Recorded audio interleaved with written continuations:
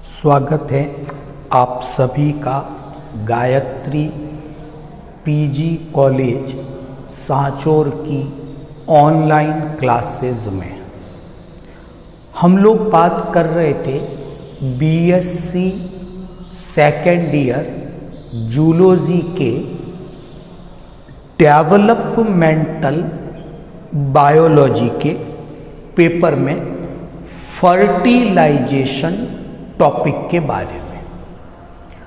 Fertilisation या जो निषेचन की प्रक्रिया है, ये पूरी प्रक्रिया 4 चरणों में 4 स्टेप्स में होती है।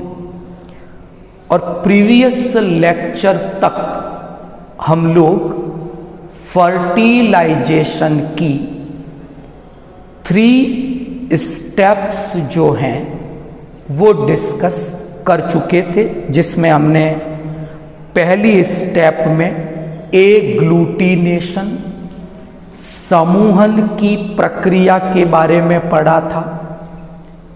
दूसरी स्टेप में हमने एक्रोसोमल रिएक्शन उसके बारे में जानकारी हासिल की थी। तीसरी स्टेप में कॉर्टिकल रिएक्शन के बारे में पढ़ा था। आज हम लोग एम्फीमिक्सिस जो फर्टिलाइजेशन की 4th और लास्ट स्टेप है उसके बारे में डिटेल डिस्कशन करेंगे।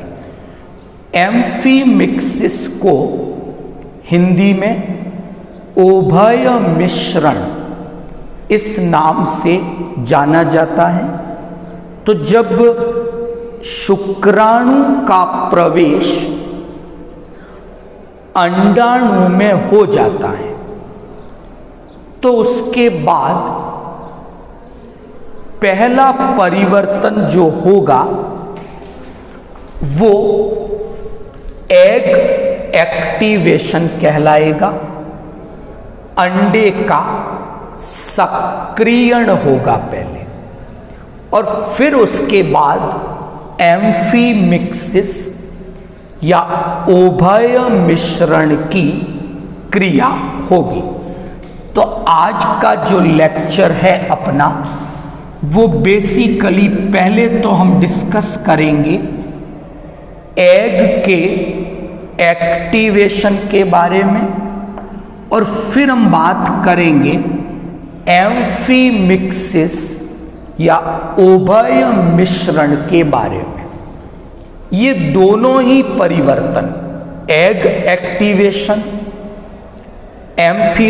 एम्फीमिक्सिस, पहले तो हम ये डिस्कस करेंगे कि जो सी अर्चिन है उसमें ये एग एक्टिवेशन किस प्रकार से होता है, और फिर हम डिस्कस करेंगे ह्यूमन में यानी मानव में जब निषेचन की क्रिया होती है तब ये एग एक्टिवेशन किस प्रकार से होता है। फिर हम बात करेंगे सी अर्चिन के और ह्यूमन के एम्फीमिक्सिस के बारे में। तो शुरू करते हैं। ये फर्टिलाइजेशन का चौथा और लास्ट स्टेप है। इससे पहले जो स्टेप थे वहां तक क्या हो चुका था, एक समरी की बात करते हैं। शुक्राणु ओवम में एंटर कर चुका है, कॉर्टिकल रिएक्शन हो चुकी है और निषेचन झिल्ली का निर्माण हो चुका है। तो अब क्या परिवर्तन आएंगे उनके बारे में हम लोग बात करेंगे। पहले मैं बात कर रहा हूं एग एक्टिवेशन की। सी अर्चिन के अंदर बात करते हैं। सी अर्चिन में जो ये एग है अनफर्टिलाइज्ड, अभी निषेचन हुआ नहीं है। तो ये जो एग है इसे आप फीमेल गैमिट या ओवम इस नाम से भी लिख सकते हैं। तो ये जो एग है या जो ओवम है सी अर्चिन में, ये एक्चुअल में हैप्लॉइड फीमेल गैमिट है। ये वास्तव में अगुणित मादा युग्मक है। क्लियर? तो ये जो एग है या ये जो ओवम है, जो हैप्लॉइड फीमेल गैमिट है, इसका मतलब ये कि जो oogenesis की प्रोसेस होती है अंड जनन की, तो हमने तो मानव में अंड जनन पढ़ा था, तो वहां हमने ऐसा लिखा था कि अंडोत्सर्ग के समय यानी ओव्यूलेशन जब होता है और जो एग मुक्त किया जाता है और जो फैलोपियन नलिका में पहुंचता है, वो वास्तव में अगुणित मादा युग्मक या अंडाणु नहीं होता, वो सेकेंडरी oocyte द्वितीयक अंडाणु होता है। मतलब उसमें अर्धसूत्री विभाजन कंप्लीट या पूरे नहीं होते। अर्धसूत्री विभाजन फर्स्ट होने के बाद विभाजन रुक जाता है, लेकिन सी अर्चिन में अंड जनन के समय ऐसा नहीं होता। तो सी अर्चिन में जब अंड जनन की प्रक्रिया होती है, oogenesis होता है, तो कहीं पर भी अर्धसूत्री विभाजन पॉज नहीं होता, रुकता नहीं है। तो कंटिन्यूअस मियोसिस फर्स्ट हुआ, मियोसिस सेकंड हुआ। जो ये एग है सी अर्चिन का, वो वास्तव में अंडाणु है, क्योंकि कोई अर्धसूत्री विभाजन रुका हुआ नहीं है। अब यहां शुक्राणु की एंट्री हुई तो क्या होगा कि जो स्पर्म है वो यहां पर वर्क करता है एक बड़े हार्मोन की तरह, work as a big hormone. तो स्पर्म क्या करेगा, एक हार्मोन की तरह व्यवहार करता है, और जब ये स्पर्म ओवा की सरफेस पर आकर जुड़ा और एंट्री की उसने ओवम के अंदर, तो उस स्पर्म की एंट्री के कारण अब ओवम के अंदर कन्फर्मेशनल चेंजेस आने लगते हैं, और ओवम की कन्फर्मेशन जो है वो परिवर्तित हो जाती है। तो यहां पर सी अर्चिन में जो एग एक्टिवेशन है उसमें केवल इतना ही हुआ है कि उस एग की या उस ओवम की कन्फर्मेशन में ही परिवर्तन आए हैं, और ओवम की कन्फर्मेशन में जो ये परिवर्तन आए हैं, ये परिवर्तन स्पर्म की बाइंडिंग या स्पर्म की एंट्री के कारण आए। तो यहां पर स्पर्म एक बिग हार्मोन की तरह व्यवहार करेगा, और फिर ओवम में एंट्री के बाद ओवम में कन्फर्मेशनल चेंजेस आ जाते हैं। ये एग एक्टिवेशन सी अर्चिन का था। अब यहां एक चीज समझनी है कि जब ये फर्टिलाइजेशन होता है तो बेसिकली ये एक इंटरएक्शन है मेल गैमिट स्पर्म और फीमेल गैमिट ओवम की कि इस अंतःक्रिया में शुक्राणु जो नर युग्मक है, अंडाणु जो मादा युग्मक है, ये दोनों सम्मिलित होते हैं। तो जब ये इंटरैक्शन होती है तो हमने क्या देखा, 4 स्टेप पढ़ी हमने आज तक। तो उसमें हम देखते हैं कि अंडाणु का एक्टिवेशन तो शुक्राणु कर रहा है, और हमने एक्रोसोमल रिएक्शन में देखा था, कॉर्टिकल रिएक्शन में देखा कि स्पर्म का एक्टिवेशन अंडाणु कर लेती है, यानी शुक्राणु अंडाणु का एक्टिवेशन करेगा और अंडाणु शुक्राणु का एक्टिवेशन करती है। इस प्रकार से ये प्रक्रिया चलती है। तो अभी हमने सी अर्चिन में अंडे के अंदर कन्फर्मेशनल चेंजेस की बात की, जो एग एक्टिवेशन का एक परिवर्तन है, और ये परिवर्तन तब शुरू होते हैं जब स्पर्म की एंट्री ओवम में होती है, और इस प्रकार स्पर्म यहां पर एक बिग हार्मोन का काम एग एक्टिवेशन में करता है। अब मैं बात करूंगा ह्यूमन की। चलो ह्यूमन की बात करते हैं। तो ह्यूमन में जो ओव्यूलेशन के समय ग्राफियन फॉलिकल से एग रिलीज किया गया है, वो एक्चुअल में आपका सेकेंडरी oocyte है, मतलब डिवीजन पूरे नहीं हुए, मतलब यहां डिवीजन अरेस्ट हो गया, पॉज हो गया है। कौन सी स्टेज में पॉज हो गया है कि मियोटिक फर्स्ट तो हो चुका है, फर्स्ट में ये पॉज हो गया, सेकंड अभी नहीं हुआ है। तो ये सेकंड कब होगा? It is the part of egg activation. तो ह्यूमन में जो अंडे का सक्रियण है उसी के साथ ये रुका हुआ डिवीजन भी शुरू होगा, तब एग एक्टिवेशन का पार्ट आएगा।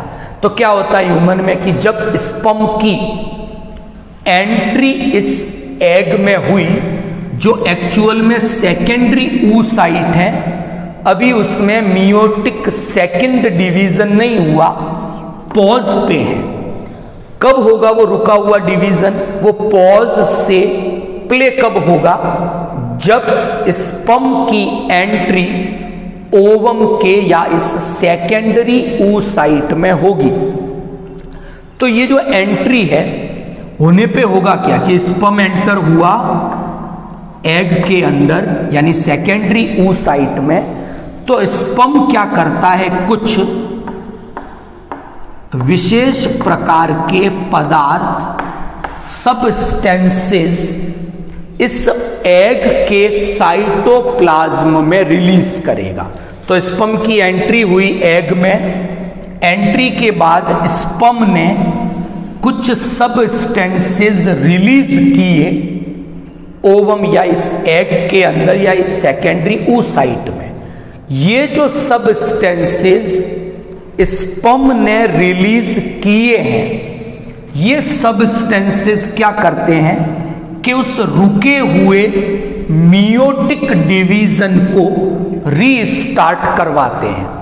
कि जो पॉज आ गया था, डिवीजन रुक गया था, ये रुका हुआ डिवीजन प्ले हो या ये रीस्टार्ट होगा कब? कि जब एग में स्पर्म की एंट्री होगी, स्पर्म के पास कुछ सब्सटेंसेस थे, स्पर्म उन पदार्थों को एग के साइटोप्लाज्म में रिलीज करेगा, और जब ये रिलीज होंगे तो वो रुका हुआ डिवीजन रीस्टार्ट हो जाएगा, प्रीप्ले हो जाएगा।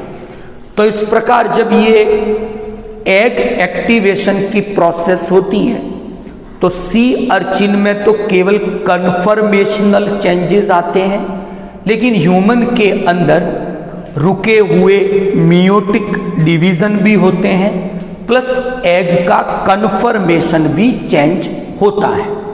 तो ये एग एक्टिवेशन के बारे में हमने डिस्कस किया। अब मैं बात करूंगा एम्फीमिक्सिस की, उभय मिश्रण की।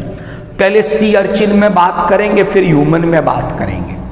अगर हम सी अर्चिन में एम्फीसिमिक्सिस की स्टडी करते हैं तो क्या देखते हैं कि फर्टिलाइजेशन के समय सी अर्चिन में स्पर्म का केवल और केवल जो हेड वाला पार्ट है, जहां स्पर्म का न्यूक्लियस जो है हैप्लॉइड प्रेजेंट होता है, वही पार्ट एग में एंटर करता है।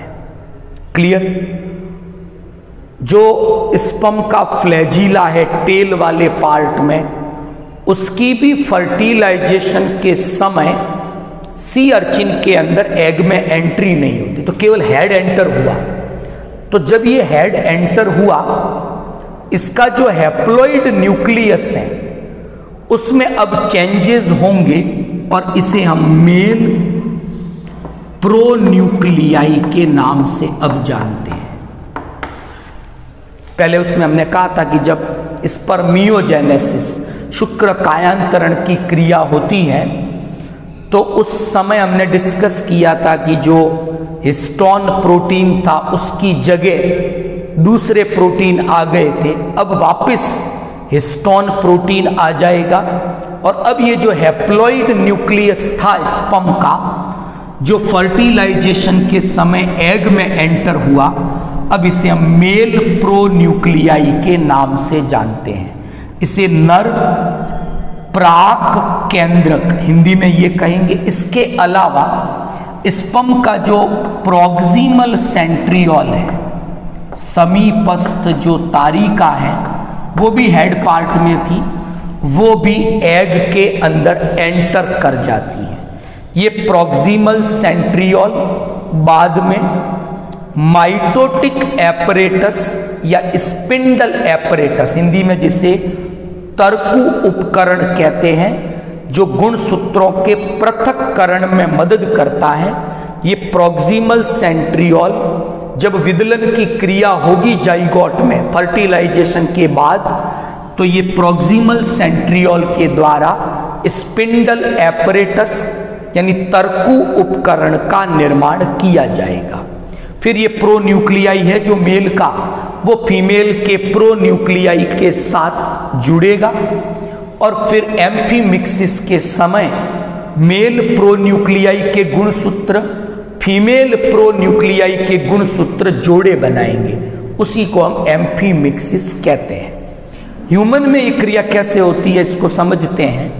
स्पर्म की एंट्री के बाद हम ह्यूमन में देखते हैं कि केवल स्पर्म का हेड पार्ट एंटर नहीं होता, फ्लैजिला, माइटोकॉन्ड्रिया, ये सभी हिस्से एग में एंटर कर जाते हैं। तो वहां तो हमने क्या देखा सी अर्चिन में कि केवल स्पर्म का शीर्ष भाग ही एग में प्रवेश करता है, लेकिन यहां हम क्या देखते हैं ह्यूमन में, स्पर्म का फ्लैजिला, स्पर्म की माइटोकॉन्ड्रिया और स्पर्म का हेड, ये सभी पार्ट एग में एंटर करेंगे। एंटर करने के बाद फ्लैजिला डिटैच हुआ और माइटोकॉन्ड्रिया और फ्लैजिला एग के साइटोप्लाज्म में डिसअपियर हो जाएंगे, डीजनरेट हो जाएंगे, इनका आगे कोई काम नहीं है। तो अब बचा क्या? स्पर्म का वही मेल प्रोन्यूक्लियाई है, नर प्राक केंद्रक है, उसके अलावा प्रोक्सिमल सेंट्रियोल है। तो 180 डिग्री से रोटेशन होगा स्पर्म की एंट्री के बाद, कि जो सेंट्रियोल पहले पीछे था वो आगे आ जाएगा, यानी वो स्पर्म के जो मेल प्रोन्यूक्लियाई है, इसी तरह फीमेल प्रोन्यूक्लियाई है और एक प्रोक्सिमल सेंट्रियोल। पहले स्थिति क्या थी? मेल प्रोन्यूक्लियाई आगे था, प्रोक्सिमल सेंट्रियोल उसके पीछे होता है। एंट्री के बाद 180 डिग्री से रोटेशन हुआ, प्रोक्सिमल सेंट्रियोल आगे आ गया, मेल प्रोन्यूक्लियाई पीछे हो गया।